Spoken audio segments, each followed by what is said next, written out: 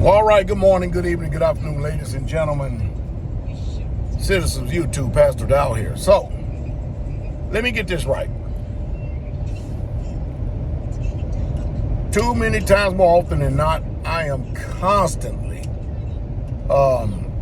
watching people making videos about me, and that's fine. The majority of them bad, not good. And of course, my rebuttal for that, for each and every last one of you that out here new listening to me, is check out my fruit.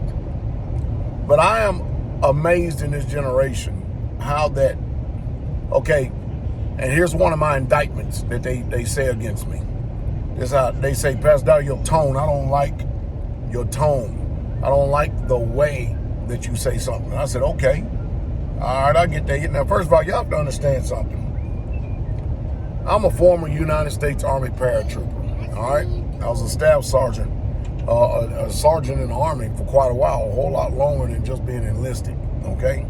Or specialist in private, all right? And so, and I also had done quite a few things in the military, out of which I was extremely successful while there. And to me, coming out here into this world right here, it is appalling to me how soft men are today, or I usually call them males, and how that people wear their feelings and emotions on their sleeves. And it's just nonsensical, because nobody's ever been able to get nothing done. So here's my rationale of the whole thing. So if I'm saying something, and it could be 100% right, but all of a sudden it's wrong to you because you don't like my tone, forget about the truth.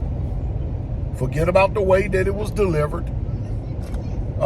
It's the tone. It's the tone, and it's the way you say it, and it's how you say it, Pastor Dowell. Other than that, so let me get this. So the rationale today is, if I can say something and just change my tone and attitude when I say it, when I'm preaching and teaching, make it more sociably acceptable, then you can hear it. Is that what I'm to believe? Oh, no, I don't think it's so. I think it's the heightened sense of hypocrisy, to tell you the truth. I think what the real true problem is that people are looking to find fault in everything, no matter what, because it's too painful to change. That's the reality of it all.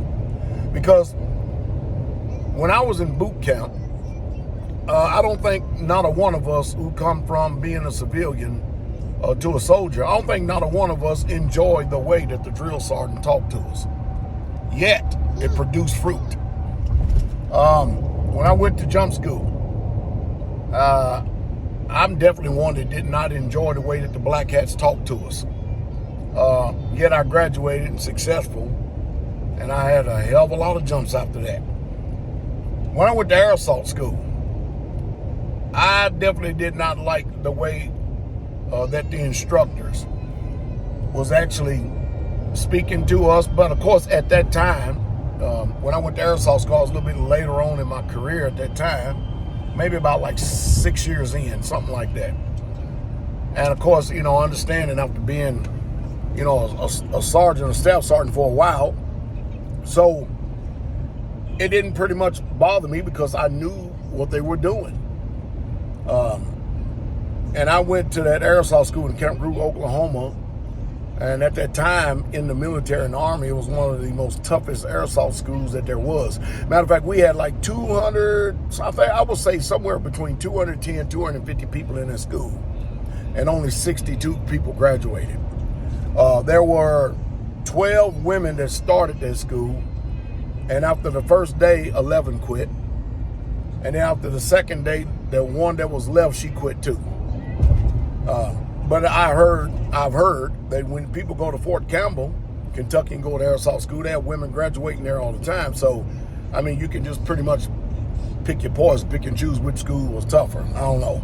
That's up to you. But I know one thing, the school that I went to did not have a history of women graduating.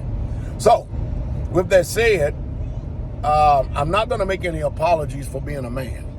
And I damn sure not going to make any apologies for being masculine. I think what's happening is that the infeminization of this world right here that's turned this society into nothing but chaos, upside down.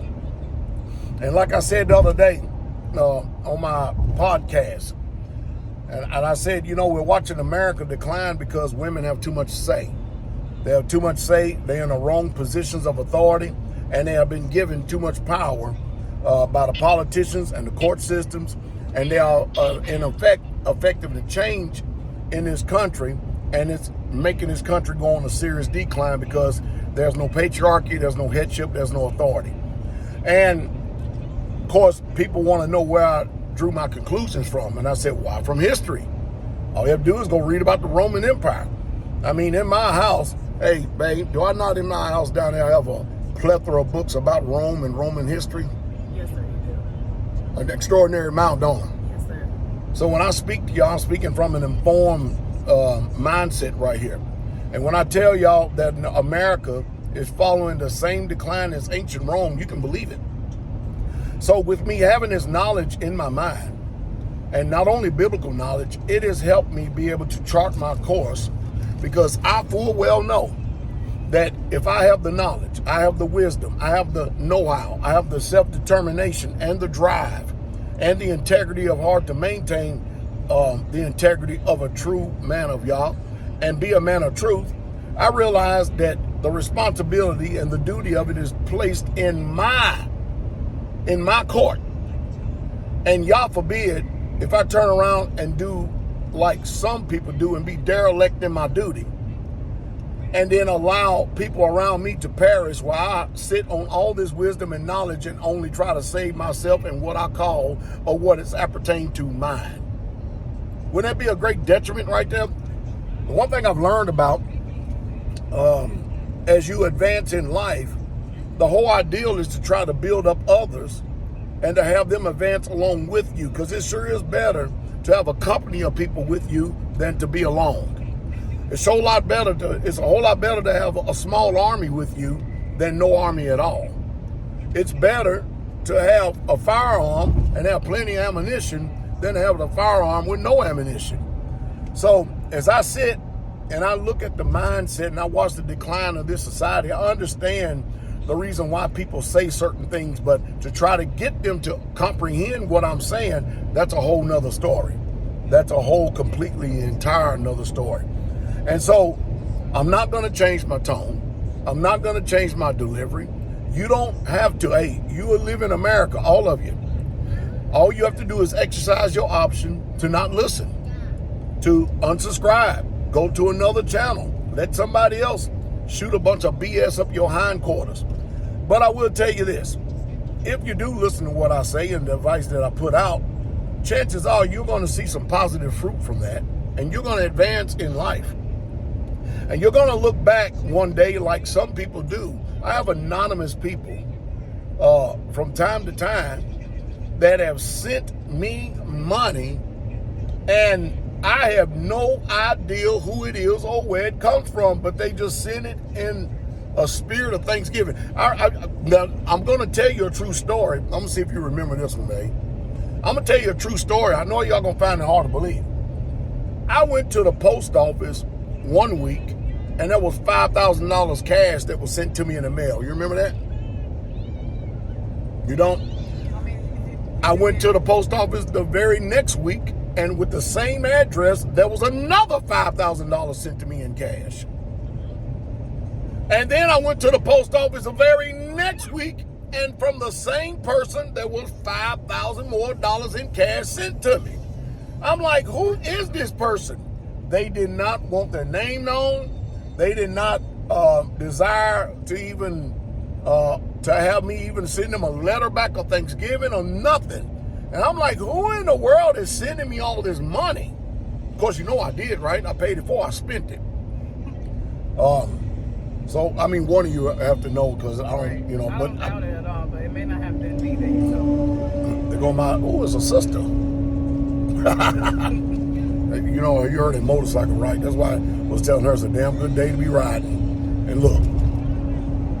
So anyway, I have people that anonymously that will send me money or donate money to me and just say thank you. I have the court of public opinion out here on social media and YouTube that a lot of people, they just simply, they get mad and upset. But you know what? They never find fault with my message. So as a result of them not being able to find fault with the message, what they try to do is they try to cherry pick and character assassinate something that they don't like about, again, how I said it, the inflection of my voice, or what they choose not to receive, and then they choose to voice their opinion without facts. You know, when you're dealing with people, anybody that has the argument, these are the people, or the disagreement, these are the people that have the burden of proof on them to be able to advance positively, to advance it positive, an affirmative word in order to try to be able to have a coherent response that would actually put a defibrillator on the minds of intelligent people and say, this is why I believe what I believe. But that's not simply, it's not what's just happening nowadays. People are just disagreeing, and they're just coming simply because they're disagreeing because, again, their feelings is on their sleeve. And that's why they disagree. It has nothing to do with what's truth. And I tell you, that's why I ask people all the time, I think that people should do what I'm going to suggest here, and I'm going to end this video. If you all would exercise pause, because think about it. If you stand for truth, it's usually a death penalty. And you don't believe me? What did Jesus do? The world hates truthful people. The world hates people who are striving to be perfect. They hate it. They can't stand it. And so in order to make themselves feel better, they have to disparage you. They have to lie. They know that the world out there would believe a lie rather than the truth any day in order to sway their minds. They know that because you cannot get people to listen to you if you're going to agree with someone that's telling the truth, because then it makes everybody accountable. And what is one thing in the world that people don't like today? You know, nobody likes accountability. Now, they love giving out a shit show and having everybody believe their rhetoric, but then they don't want to be accountable for what they say, because the whole ideal is not people to stand for truth. The whole ideal is to sway people from truth so they can continue to keep living their low-based, mundane, weak, apathetic, complacent life and be satisfied in it. Man, I've got a lot going on here in this one video. But anyway, I think y'all understand what I'm saying. I don't live my life for people to co-sign or agree with me. I was doing this way before YouTube. Way before YouTube. And of course, like myself, I sit up there and I carefully evaluate myself, and I look at the men that I've influenced in this ministry, what some people will call great and small, and I've watched them advance in character, in spirituality. I watched them advance naturally, spiritually. I have watched them advance monetarily. I've literally watched people. I've watched people that have literally went from nothing to something. So I think I'll take a vote from my side. I'll take a vote from my side because the fruit is undeniable. Now I'm going to ask you all a question. For those of you who have been listening to me sometime, my fruit. Now, mind you, and only really way you're really truly going to have to be able to weigh in on this and vote on this is you almost have got to either have been around me or know me personally or watch what I do on a daily and weekly basis, and then you have to judge from that. You can't be judging from false witnesses and people who love to get out here and just make accusatory accusations, slanderous videos in order to get people to not listen. That's fine. But there are quite a few intelligent people out here that's not going to believe the rhetoric. They're going to look at fruit, and then they're going to make their choice and decision from there. Like I said before, I know people don't believe this, but it's the same thing with Satan. You see, if Satan knew what he was doing when he had the Holy One of Israel impaled upon a tree, killed, he wouldn't have never done it. If these people knew how many people come to this ministry where I'm the head pastor, how many people come to this ministry based on negative videos, they wouldn't be doing it. I mean, if people really wanted me off the scene, the best thing they could do is just not say anything. But they can't help themselves, because intelligent people go watch these videos, look at them, and some people have come to me and said, it's just so outlandish, I could not even respond to it. I just had to come and check it out for myself. And that's what a true witness will do. So, I'm raising up an army of men and women that are not going to be wearing their emotions and feelings on the sleeve. I'm raising up an army of men that's going to make advancement in life, that is going to be getting the next generation ready so that generation can get ready for the children's children. That is what prosperity is. That is what great wealth is investing in the generation after you and giving them better than what you've ever had. And to do that, somebody got to get off their ass. Somebody's got to work their damn fingers to the bone. Somebody has got to have blood, sweat, and tears and teeth in the game. And somebody has got to be accountable to someone. Me, I'm accountable to the Most High Yah, because I realize that everything I do in life is being recorded. But more than that, I thank the Father for it being recorded, and so I could be able to stand before Him and with my knees bowed. Stand before Him and knees bowed, and hear those words, "Well done, thou good and faithful servant." So remember, in the Bible, every prophet, Israel either stoned or killed them because they couldn't stand them, not because of them living for truth, but because they said what Yah said, and they didn't like their tone or their inflection. But the people that did hear it, they got delivered, they got set free, and they continue on. And now a lot of our brothers and sisters that have gone on before us is in the kingdom. That's a beautiful thing, isn't it? So you pick and choose. What side should you listen to? Because as I get older, I realize I am acutely aware that my time here on this earth, that if I was to live out full days, like the book says, that I'm closer to the end than I am in the beginning. And that's just a fact. So I don't have time for a bunch of rhetoric and BS and all this other stuff. I got a short time left. And even at that, I don't know how much time the Father's going to allot me, but I'm trying to make every day count as if it was my last. And that's the way I think that all of us should be living, especially if you're men of responsibility. I think that we should all have that attitude. We should all have that spirit, because that is the spirit of the Most High Yah that would definitely raise up a responsible, strong warrior nation. Hope it says something to stimulate thought. Stop wearing your feelings on your sleeves and repent and turn from your wicked way and change and transform, going to perfection, and then let your heart live in peace and contentment. You deserve the truth and the truth straightway.